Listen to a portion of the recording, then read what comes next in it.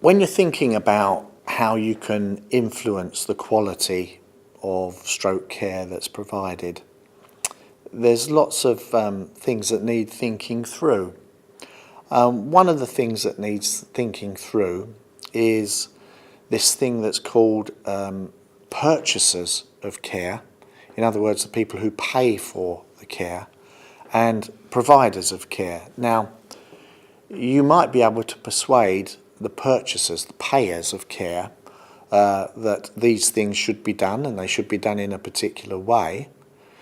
But if nobody's providing that sort of thing, you're in a bit of a trouble, because you've got to have something that can be paid for that actually delivers that. It's also the other way round.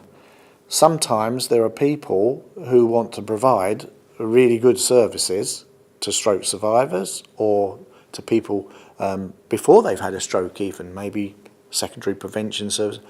But the people who are paying for things don't want to pay for that.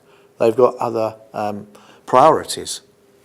So when you're thinking about what it is that you want to achieve, you've got to be thinking about both these things at the same time.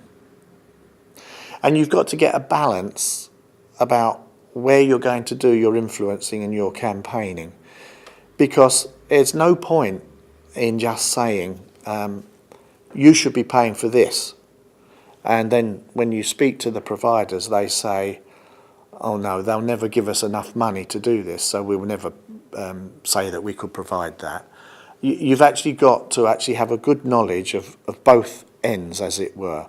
And I like to think of it as, what are those things that the kids sit on, that they go backwards and forwards like that? A seesaw.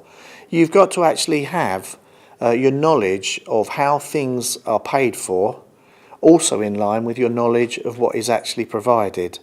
And you need to sort of have that in a balance, and then think about how you're going to campaign, so that instead of just one end going up and the other down, you actually take them both up higher from the ground at the same time.